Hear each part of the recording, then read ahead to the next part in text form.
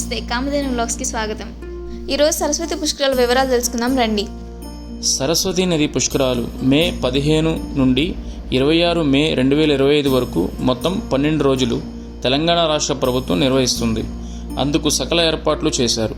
భక్తులకు మౌలిక వసతులు కల్పించేందుకు ప్రభుత్వం 35 కోట్లతో శాశ్వత నిర్మాణాలను చేపట్టింది. ఇక్కడ గోదావరి నది, దాని ఉపనది అయిన ప్రాణహిత నదులతో పాటు అంతర్వాహినిగా సరస్వతీ నది ప్రవహించడం వలన త్రివేణి సంగమ తీరమైన దక్షిణ కాశీగా ప్రసిద్ధి చెందింది. ఇక్కడ సరస్వతీ నది ఎలా వచ్చిందో తెలుసుకోవాలి అంటే ముందుగా హిందూ పురాణాల ప్రకారం గణేశుడి శాపం కారణంగా సరస్వతీ నది అంతర్ధానమైంది అని ప్రతీతి. వేదవ్యాసుడు మహాభారతాన్ని గణేశునికి పఠిస్తున్నప్పుడు సరస్వతీ నది ప్రవాహం ఆయన్ను కలవరపెడుతుంది మరియు ఆయన సరిగ్గా వినలేకపోయాడు కూడా.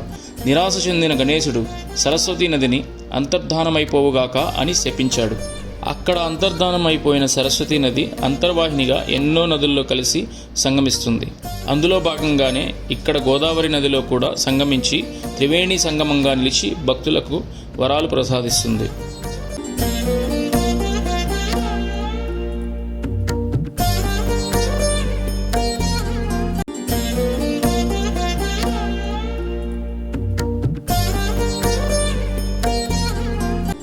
ఈ పుష్కరాలకు తెలంగాణ రాష్ట్రంతో పాటు ఆంధ్రప్రదేశ్, మహారాష్ట్ర, కర్ణాటక, తమిళనాడు, ఛత్తీస్గఢ్, ఒరిస్సా రాష్ట్రాల నుండి భక్తులు అధిక సంఖ్యలో హాజరయ్యే అవకాశం ఉంది.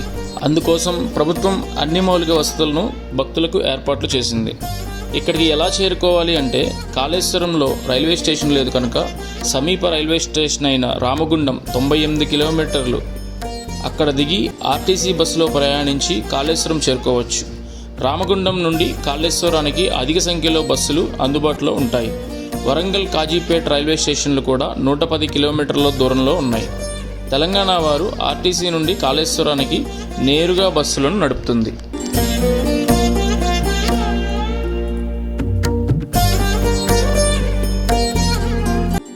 ఈ సరస్వతి నది పుష్కరాలకు మీరు కూడా వచ్చి తరిస్తారని మనస్ఫూర్తిగా కోరుకుంటున్నాను.